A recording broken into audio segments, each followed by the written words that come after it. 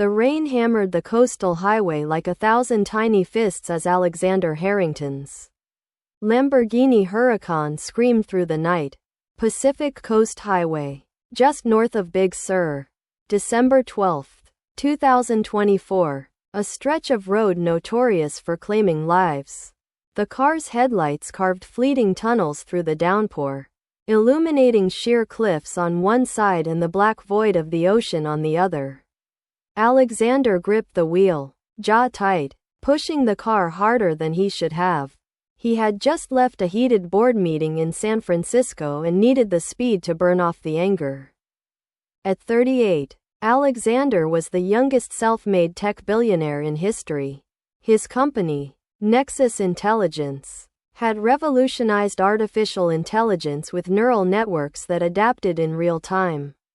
Software now embedded in everything from autonomous vehicles to military defense systems. Forbes had valued his personal fortune at $47.3 billion only weeks earlier. He was brilliant, reclusive, and, according to every profile written about him, utterly alone at the top. The car rounded a blind curve. For a split second, the traction control light flickered on the dashboard. Alexander frowned. He had never seen that before. Then the steering locked. The brakes went spongy. The Lamborghini veered sharply left, smashing through the guardrail as if it were paper. The world flipped, metal screeching, glass exploding, flames erupting. The car tumbled 200 feet down the embankment, coming to rest in a crumpled heap against ancient redwoods. Rescuers found him hours later, barely breathing, pinned in the wreckage. Miraculously, he was alive. But the Alexander Harrington the world knew, the sharp-minded visionary who could silence a room with a single raised eyebrow, was gone. Severe traumatic brain injury, internal bleeding, multiple fractures. Doctors at Stanford Medical Center placed him in a medically induced coma to give his brain a chance to heal. News of the accident dominated every headline for days. Tech titan fights for life. Tragic end to a legendary career? Shares of Nexus Intelligence plummeted 18% in pre-market trading. Condolences poured in from presidents, CEOs, celebrities. Yet inside the glass and steel mansion perched on the cliffs of Malibu, 3 people watched the coverage with expressions that were anything but grief-stricken. Victoria Harrington, Alexander's stepmother, sat poised on a white leather sofa, legs crossed, sipping champagne as though it were tea. At 45, she remained breathtaking. Platinum blonde hair swept into an elegant chignon, emerald eyes that could charm or cut depending on her mood. She had married Alexander's father, Richard Harrington, 15 years earlier, when Alexander was 23 and already showing signs of the genius that would eclipse his father's legacy. Richard had died 5 years ago of a sudden heart attack, leaving Victoria a generous trust fund but the bulk of the empire to his only son. Victoria had smiled graciously at the reading of the will, but inside she seethed. She had endured years of playing the devoted wife for far less than she believed she deserved. Beside her lounged Damien Voss, 32, her son from a previous marriage and Alexander's stepbrother. Tall, gym-sculpted, with a perpetual smirk and designer stubble. Damien had coasted through life on his mother's connections and his own considerable charm. He had tried, and failed, at half a dozen startups, each funded by Alexander out of familial obligation. Damien resented his stepbrother deeply, not just for the money but for the effortless brilliance that made Damien's own mediocrity glaring. Tonight, he scrolled through his phone, liking posts about the crash with a private account. Across the room stood Elena Reyes, 28, Alexander's girlfriend of 2 years. A former influencer turned wellness entrepreneur, Elena was all sun-kissed skin, long dark hair, and calculated vulnerability. She had met Alexander at a charity gala in Miami, positioning herself perfectly for the introduction. Since then, she had enjoyed private jets, front-row fashion shows, and a black Amex with no limit. She posted tearful stories on Instagram, black and white photos of her holding Alexander's hand in the hospital. Captions about praying for my love. Her followers sent heart emojis by the millions. Privately, she refreshed the Nexus stock ticker every few minutes. Victoria set her champagne flute down with deliberate care. It's tragic, of course, she said, voice silky, but we must be practical. Alexander may never wake up. Someone has to protect his interests.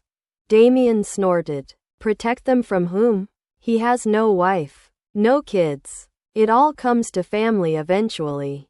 Eventually is not soon enough, Victoria replied coolly. There are board members circling already. That vulture Marcus Lang from the venture arm has been calling non-stop, offering support. We need control now. Elena looked up from her phone, eyes narrowing. Control of what, exactly? He's in a coma, not dead. Victoria smiled thinly. Power of attorney, medical and financial. I've already spoken to his lawyer. As his closest living relatives. And you, dear, as his partner. We can petition the court for guardianship. Temporary, of course, until he recovers. If he recovers. Damien leaned forward. And if he doesn't?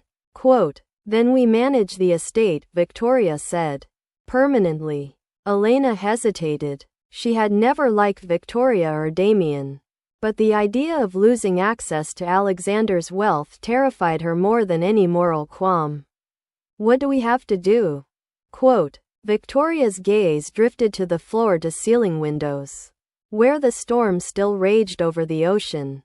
First, we make sure the doctors keep him comfortable, sedated, stable. No sudden improvements that might complicate things. Damien grinned. I know a guy who knows a guy at the hospital. Pharma rep. Can get whatever we need. Elena swallowed. You're talking about keeping him drugged. I'm talking about mercy, Victoria corrected. He's suffering. And we're protecting his legacy from outsiders. It's what he would want. None of them believed that for a second. 2 weeks later, Alexander emerged from the coma. Barely. He could not speak coherently. Could not recognize faces. Could not feed himself. Doctors diagnosed severe anterograde amnesia combined with cognitive impairment. He might improve, they said cautiously, but full recovery was unlikely. Victoria wasted no time. With forged signatures from Elena and a sympathetic judge who owed Richard Harrington favors from decades past, she secured emergency guardianship. Alexander was moved from the hospital to the Malibu mansion for private care. A medical suite was installed on the ground floor. Beeping monitors, IV poles, adjustable bed. Victoria hired a team of private nurses working in shifts. She chose them carefully. High salaries, non-disclosure agreements thick as novels, and backgrounds that suggested flexibility with ethics. But one nurse was different. Her name was Mia Delgado, 29, a trauma ICU specialist with impeccable credentials. She had applied through the agency like the others. But something in her quiet intensity caught Victoria's assistant off guard. By the time Victoria realized Mia wasn't the pliable type she preferred, the schedule was set. Mia started the night shift, 7 p.m. to 7 a.m., alone with Alexander while the rest of the house slept. On her first night, Mia entered the medical suite and closed the door softly. Alexander lay propped against pillows, eyes open but unfocused, staring at the ocean view beyond the glass wall. His once sharp features were slack, bruised, thinner. An IV dripped steadily into his arm. Mia checked the chart, frowning. The sedation levels were unusually high for someone no longer in coma. The medication list included heavy benzodiazepines and antipsychotics far beyond standard protocol. for brain injury recovery. She adjusted the drip slightly, enough to ease him without deepening the fog. Then she sat beside the bed and spoke in a low, steady voice. Mr. Harrington. Alexander. My name is Mia. I'm going to take care of you. And I need you to know, you're not alone anymore. In the darkness outside the room, a security camera recorded everything. Victoria would review the footage in the morning. But for now, the storm had passed, and the mansion was silent. The game had begun. 3 months had passed since the crash. March 2025. Spring sunlight poured through the floor-to-ceiling windows of the Malibu mansion, turning the Pacific into a sheet of hammered gold. But inside Alexander Harrington's medical suite, the atmosphere remained winter cold. The room smelled of antiseptic, expensive linen, and something faintly metallic that no one could quite name. Alexander lay propped in his hydraulic bed, eyes half open, staring at nothing. His once athletic frame had thinned. The sharp jawline that had graced countless magazine covers was now softened by immobility. He could sit with assistance, swallow soft foods, and occasionally track movement with his gaze. But speech came only in fragmented syllables. Wah, tear, light, no. And memory was a black void. Doctors called it dense retrograde amnesia with severe executive function deficit. Victoria called it convenient. Victoria swept into the room every morning at precisely 10:15. Always immaculate in tailored cream silk or dove gray cashmere. She would stand at the foot of the bed, tilt her head in practiced sorrow, and speak to Alexander as though he were a child. "Good morning, darling boy," she cooed that day, smoothing an invisible wrinkle from the blanket. "You look rested." Elena sent flowers again. "Aren't they lovely?" Quote. Alexander's eyes flicked toward Victoria, then away. Something in his expression, a faint tightening around the mouth, made her pause for half a second before the mask slid back into place. Mia Delgado arrived for her night shift at 6:55 p.m. Badge clipped neatly to navy scrubs. Dark hair pulled into a low ponytail. She greeted the day nurse with professional courtesy, reviewed the chart, and waited until the woman's footsteps faded down the marble hallway before closing the door. Only then did Mia allow her face to harden. She had spent the past 90 nights watching, listening, piecing together fragments. The medication doses were wrong. Far too high. Midazolam drips that should have been tapered weeks ago were maintained at coma-inducing levels. Haloperidol injections for agitation were logged on days when Alexander had been perfectly calm. The pharmacy deliveries came from an offshore supplier Victoria's assistant handled personally, bypassing hospital protocols. More disturbing were the conversations she overheard through the partially open door when she pretended to be in the supply closet. Victoria, Damien, and Elena, though Elena participated mostly by speakerphone now, met in the study twice a week to discuss asset management. Last week, Damien had laughed about selling the AI defense contracts to a Chinese consortium for $3 billion. Up front, Victoria had corrected him. $4 billion, plus ongoing royalties. They spoke of Alexander in the past tense. Tonight, Mia pulled the visitor chair close to the bed and lowered her voice to barely above a whisper.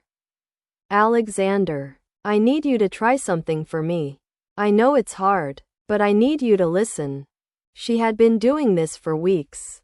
Small, gentle exercises, asking him to squeeze her hand once for yes, twice for no. At first there had been nothing. Then, 10 days ago, a faint pressure on her palm. "If you can hear me clearly right now, squeeze once." A pause. Then, slow, deliberate, his fingers tightened around hers. "They're keeping you drugged on purpose," Mia whispered. "The doses are too high. I've been lowering them a little each night. You're starting to come back, aren't you?" Quote. Another single squeeze. She reached into her pocket and pulled out a small flash drive disguised as a lipstick tube. When the time comes, this will bury them. Upstairs, Victoria reviewed the overnight security footage. She froze the frame on Mia's face and smiled slowly. Well, she murmured, that simply won't do. By noon the next day, Mia's assignment was terminated. That night, Mia arrived for her final shift carrying a small duffel. Inside were a forged badge, a burner phone, and everything she would need. At 11:47 p.m., the mansion quieted. Cameras looped on a pre-recorded feed. The medical suite door locked from the inside. Tonight we push, Mia told him. She showed him photos of his past.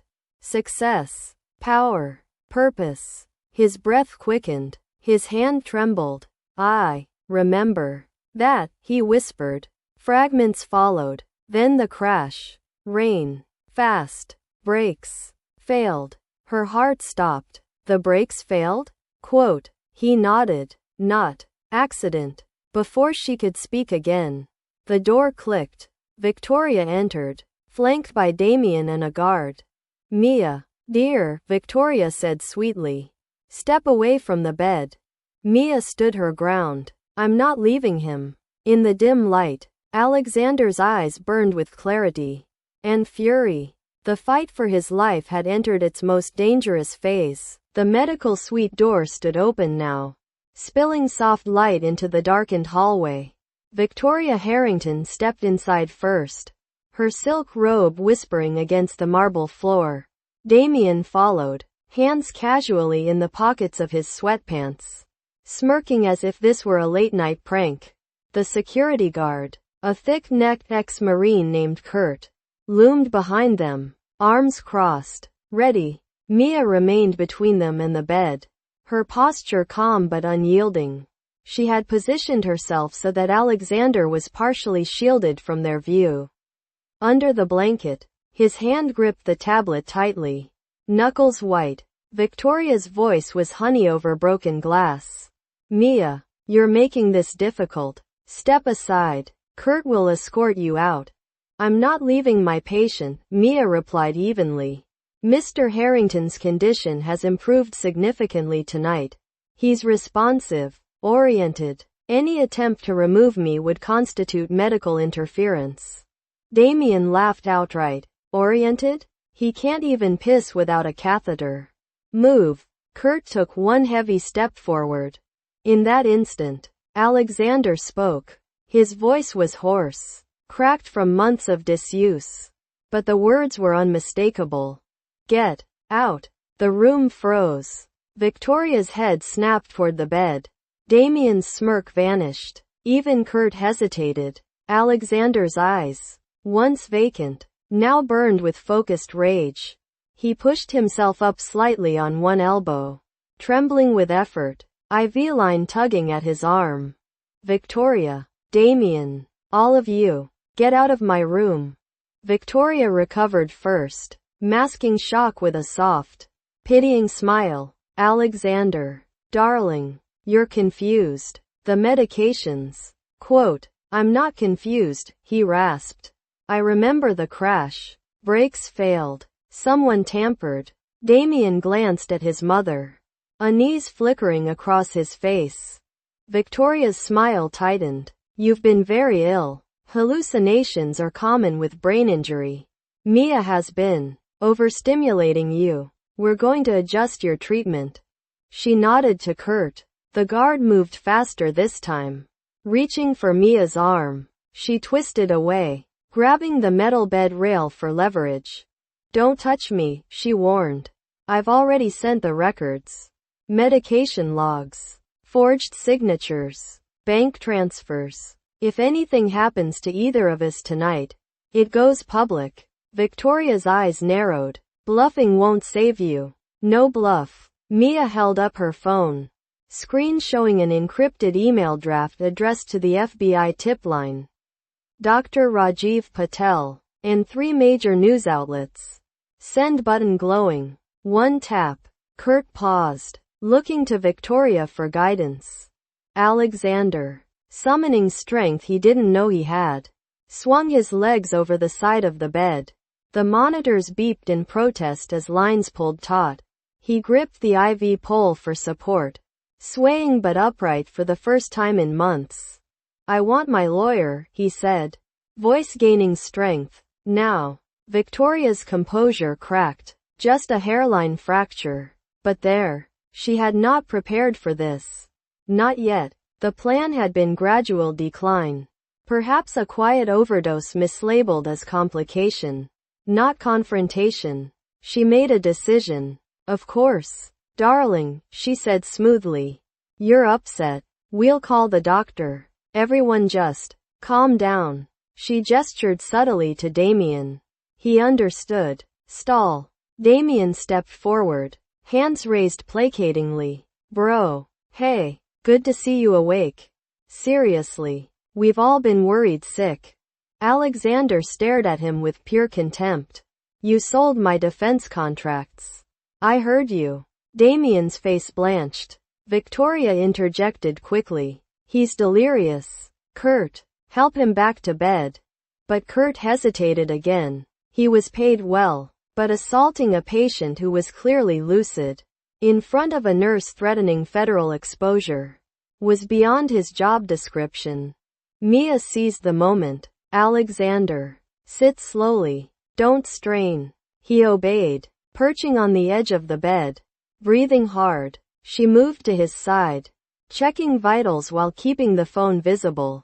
Victoria's mind raced. She needed control of that phone. And of Alexander. She smiled warmly. "Let's all go to the study. More comfortable. I'll make tea. We can talk this through like family." Alexander met her gaze. "No. You leave. Mia stays." Victoria's smile didn't waver, but her eyes went cold. "You're not thinking clearly." "I'm thinking clearer than I have in months," he said. Thanks to her. A long silence stretched. Then Victoria inclined her head gracefully. "Very well. We'll give you space. But the doctor will need to examine you in the morning." She turned to leave, Damien and Kurt following. At the door, she paused. "Mia, your shift ends at 7. I expect you off the property by 8. The door closed softly behind them. Mia exhaled shakily. Locking the door again, she helped Alexander lie back, readjusting lines and monitors. "You were incredible," she whispered. He gripped her hand. "Strong now. Deliberate. Thank you. For everything." "We're not safe yet," she said. "They'll try something before morning." He nodded. "What's the plan?" Quote. She pulled the duffel from under the bed. "We leave. Tonight." Alexander frowned. "I can barely walk." "You will. Adrenaline is a hell of a drug." She opened the bag, revealing a collapsible wheelchair, street clothes, and a small medical kit. "Dr. Patel is waiting at a safe house in Santa Barbara. He has a full neuro team standing by." Off the grid, Alexander stared at the ocean beyond the glass. The house is a fortress. Cameras, guards, gates. "I've been planning this for weeks," Mia said.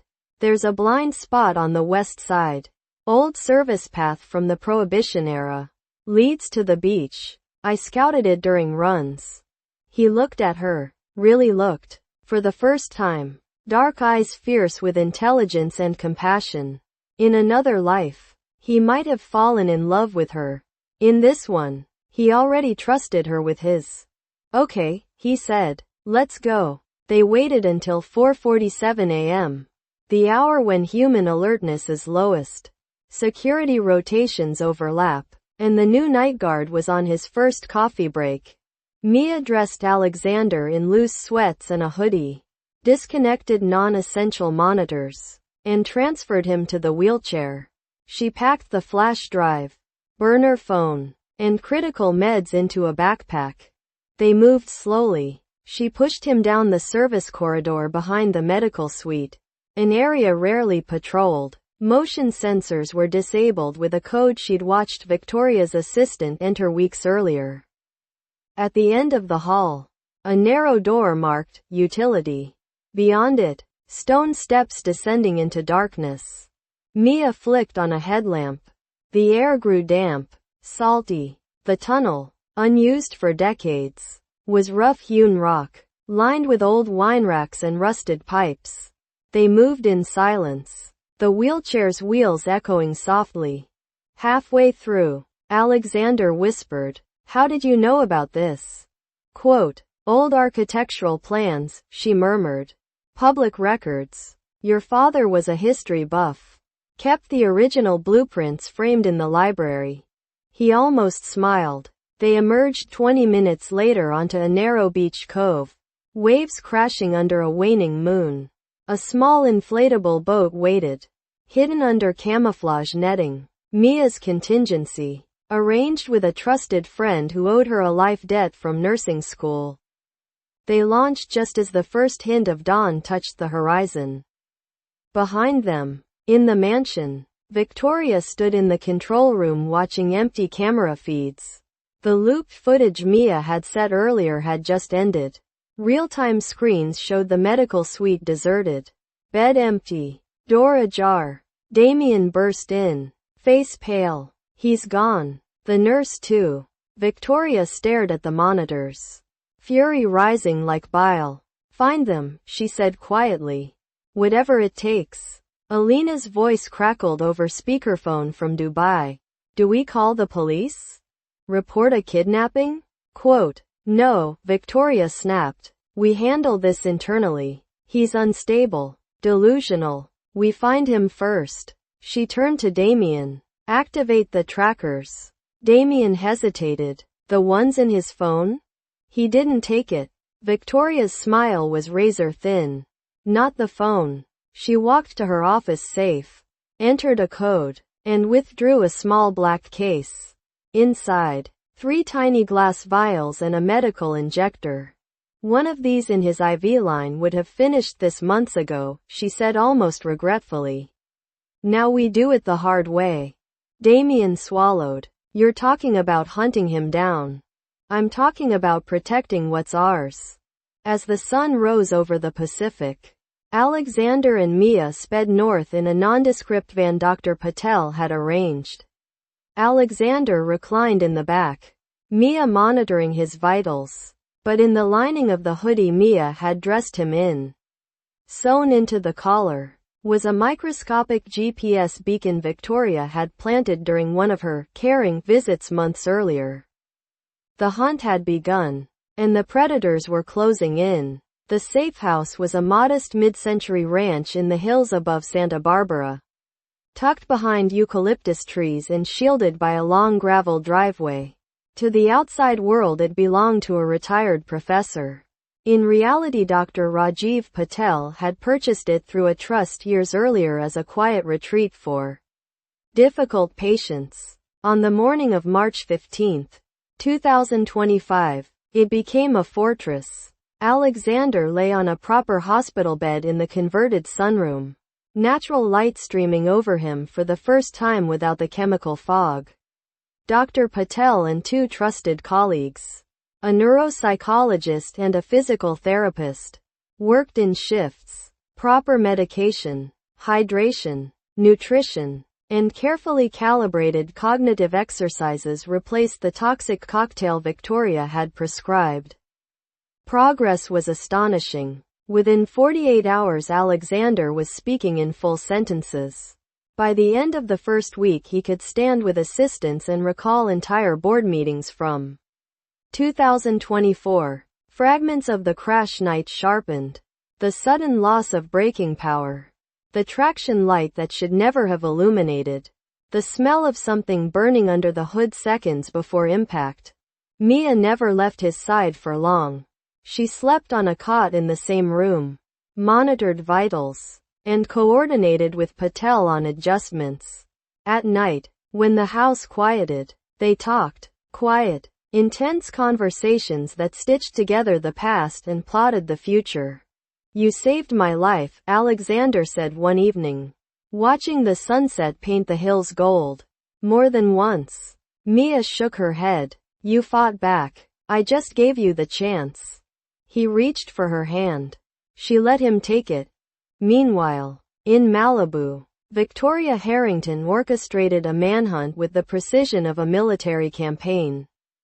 She had not called the police. A missing billionaire under suspicious circumstances would trigger investigations she could not control. Instead, she activated private resources. A security firm run by an ex-Mossad operative, offshore accounts untouched by U.S. regulators, and a network of informants paid in cryptocurrency. The GPS beacon in Alexander's hoodie collar transmitted steadily.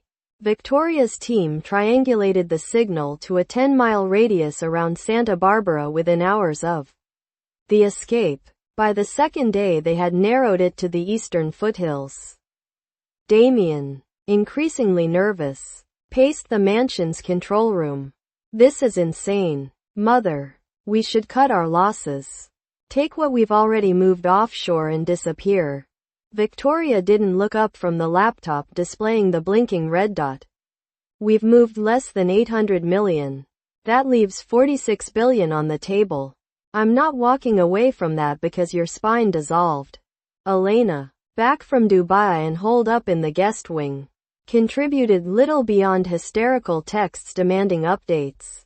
Her influencer empire was crumbling. Sponsors pulling out as rumors of Alexander's instability spread. She needed the money as badly as the others. On the fifth day, Victoria's team located the exact property. Satellite imagery confirmed recent vehicle activity on the driveway. A drone flyover at dusk captured thermal signatures. 5 adults inside. Victoria made the call herself. "Take them alive if possible," she instructed the team leader. "Alexander especially. The nurse is expendable. Make it look like a home invasion gone wrong. Local addicts. No connection to us." The assault was scheduled for 2 a.m. that night. But Alexander and Mia were not idle. While his body recovered, Alexander's mind, the mind that had built Nexus Intelligence, returned with ferocious clarity. He spent hours on a secure laptop Patel provided, accessing backup servers only he knew existed. Two-factor authentication required his biometric voiceprint and a retinal scan. No one, not even Victoria, could bypass it. First he froze every account Victoria controlled. Shell companies, trusts, offshore banks, hundreds of millions locked behind new passcodes he generated from the safe house. Next he pulled the complete diagnostic telemetry from his Lamborghini, stored on Nexus servers as part of an insurance mandate. The black box data was damning. Brake line pressure dropped to 0 in 0.8 seconds. Inconsistent with mechanical failure. A secondary anomaly. Remote access log from an unauthorized device at 11:17 p.m. the night of the crash. Originating from an IP address traced to the Malibu mansion's guest house. Damien's laptop. Alexander forwarded the file to a former FBI cybercrimes agent he'd quietly retained years earlier for corporate espionage threats. Then he turned to the medical evidence Mia had preserved. Altered charts, forged signatures, pharmacy records, all uploaded to an encrypted cloud only he could access. By the 10th day he was walking unaided. By the 14th he was running strategy sessions with Patel and Mia like the old days. Whiteboards, timelines, contingencies. They knew the beacon was active. Mia had discovered it while changing his clothes the first night. They left it in the hoodie, which now hung on a hook in the garage, transmitting faithfully to anyone listening. Instead of removing it, they weaponized it. On the night Victoria's team prepared to strike, Alexander orchestrated a counter-ambush. Patel's property backed onto Los Padres National Forest. Alexander had arranged for 6 off-duty Navy SEALs, friends from a defense contract he'd personally overseen, to position themselves in the treeline. They carried non-lethal gear and body cameras. Local police. 2 deputies Alexander had contacted anonymously with a tip about suspicious armed men near a private residence. waited 3 miles down the road, ready to respond to a distress call. At 1:58 a.m. 4 black-clad operatives breached the perimeter fence. Suppressed rifles, night vision goggles, zip tie restraints. They moved toward the house in standard diamond formation. At 2:03 a.m. floodlights snapped on. Motion activated. Blinding. Simultaneously, the SEAL team emerged from the forest. Tasers and beanbag rounds ready. The intruders froze. Drop your weapons. On the ground. The command came from retired Master Chief Ramirez. Voice like gravel. 2 operatives complied immediately. The third reached for a sidearm and took a taser to the chest. The fourth bolted back toward the fence, only to find deputies blocking the driveway. Lights flashing. It was over in 90 seconds. Body cameras captured everything. Faces. Weapons. Comms chatter mentioning the Harrington contract. By dawn the 4 men were in county lockup. By noon the ex-Mossad security firm's offices in Tel Aviv were raided by Interpol on money laundering charges. Evidence helpfully provided by an anonymous source. Victoria watched the news in stunned silence as footage showed her hired team being led away in cuffs. Damien packed a bag and tried to flee to Van Nuys private airport. He made it as far as the 101 freeway before California Highway Patrol pulled him over on an anonymous tip about a stolen vehicle. In the trunk they found $400,000 in cash and a one-way ticket to the Cayman Islands.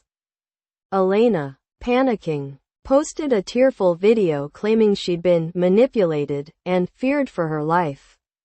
It backfired spectacularly when old texts surfaced. Alexander had recovered them from cloud backups, showing her enthusiastically discussing how much is enough to never work again. Victoria alone remained at the mansion. She sat in the study, champagne flute untouched, staring at the ocean as federal agents' vehicles appeared on the security monitors. The doorbell rang at 9:17 a.m. When agents knocked, she opened the door herself. Poised, elegant, defiant. Victoria Harrington, the lead agent said. Warrant extended. You are under arrest for conspiracy to commit murder, attempted murder, fraud, and related charges. She did not resist as they cuffed her. She caught sight of a familiar van pulling up behind the federal SUVs. Alexander stepped out, steady on his feet, Mia at his side. Their eyes met across the driveway. Victoria's mask finally cracked, for the first time in decades. She looked afraid. Alexander said nothing. He didn't need to. The empire of shadows was crumbling in daylight. But one final reckoning remained. December 18, 2025. Exactly 1 year after the night Alexander Harrington's Lamborghini plunged off the Pacific Coast Highway. The federal courthouse in downtown Los Angeles was besieged by media. Satellite trucks lined the street. Drones hovered legally at the perimeter. And reporters delivered live stand-ups against the backdrop of holiday decorations that felt grotesquely out of place. The trial of Victoria Harrington, Damien Voss, and Elena Reyes, collectively dubbed the Inheritance Conspiracy by the tabloids, had gripped the nation for weeks. Inside courtroom 8D, the air was thick with tension. Alexander sat in the front row of the gallery. No longer frail, no longer hidden. At 39, he looked stronger than before the crash. Lean from months of intensive physical therapy. Eyes sharp and unyielding. He wore a tailored charcoal suit. No tie. The picture of controlled power. Beside him sat Mia Delgado, in professional navy scrubs under a long coat. She had returned to nursing part-time. But today she was here as witness and as something more unspoken. The jury had been out for 3 days. Now they were filing back in. Victoria sat at the defense table.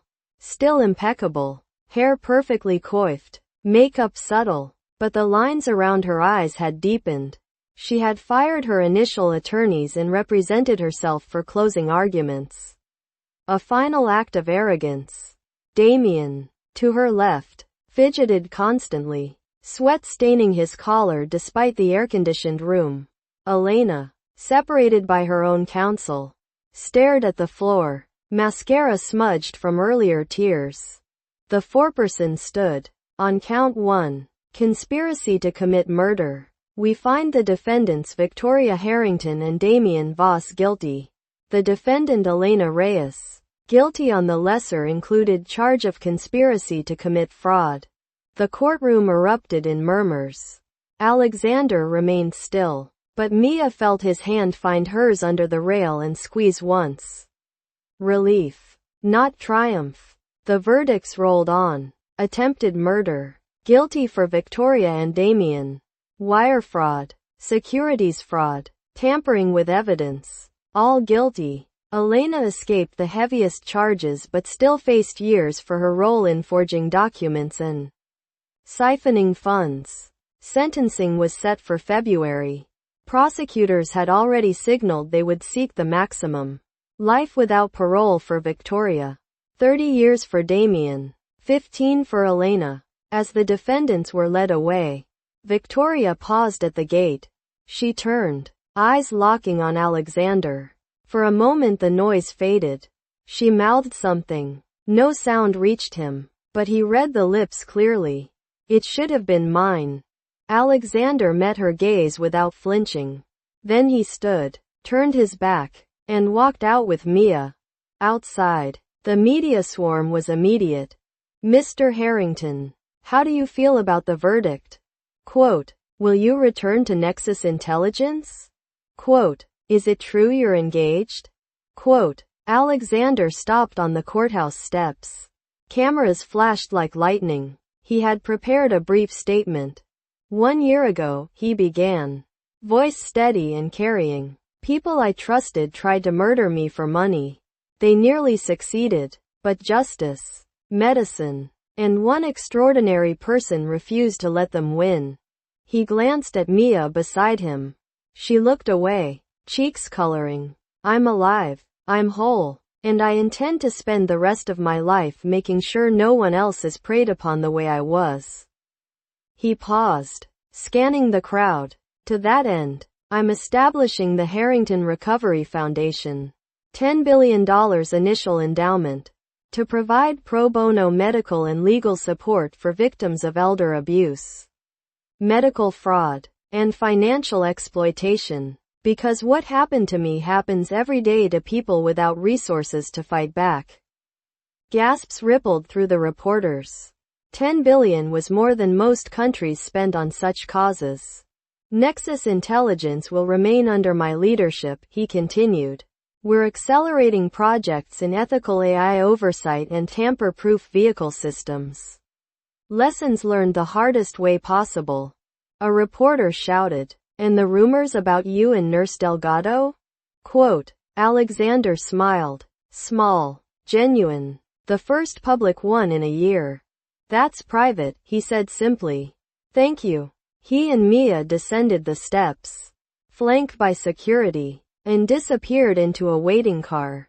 Later that evening, they stood on the rebuilt deck of the Malibu mansion. The house had been purged, furniture replaced, walls repainted, security systems overhauled. Alexander had considered selling it, but decided instead to reclaim it. The past would not own him. The sun dipped toward the horizon, turning the ocean molten orange. Mia leaned against the railing. 10 billion. You didn't mention that plan to me. I wanted it to be a surprise, he said. And I wanted it to be real. Not negotiated with lawyers first. She laughed softly. You're still impulsive. Only about things that matter. He moved behind her, arms encircling her waist. She leaned back against him. The first truly relaxed breath she'd taken in a year. Below them, the coastal highway curved along the cliffs.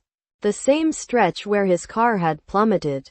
New guardrails gleamed, reinforced and higher. A small plaque had been installed at the site, visible from the deck. in memory of survival, dedicated to second chances. Alexander spoke quietly. I don't remember much from the coma, but I remember your voice.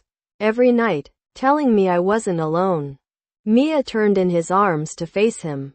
You never were. He kissed her then. Slow, deliberate, the kind of kiss that carried a year of gratitude and the promise of decades more. Far away, in separate federal holding facilities, the three conspirators faced their futures. Victoria sat alone in her cell, staring at the concrete wall. For the first time in her adult life, there were no mirrors, no admirers, no escape routes. She would die in prison, stripped of everything she had schemed to possess. Damien cried himself to sleep, bargaining in whispers with a god he'd never believed in. Elena negotiated a tell-all book deal from behind bars, her last grasp at relevance. It would sell modestly, then fade. The empire they had coveted was intact, growing, and now protected by safeguards Alexander had implemented. Multi-layered trusts, independent oversight boards, and AI monitoring systems that flagged unusual financial activity in real time. Nexus stock hit an all-time high the week after the verdict. But that night on the deck, none of it mattered. Alexander and Mia watched the sun vanish into the sea, the sky bleeding from orange to deep indigo. Somewhere below, waves crashed against the rocks, the same sound that had lulled him into drugged oblivion a year earlier. Now the rhythm of a life reclaimed. He rested his chin on her shoulder. Tomorrow, he said, we start the rest of it. She smiled into the darkness. Together. And for the first time in longer than either could remember, the future felt entirely theirs.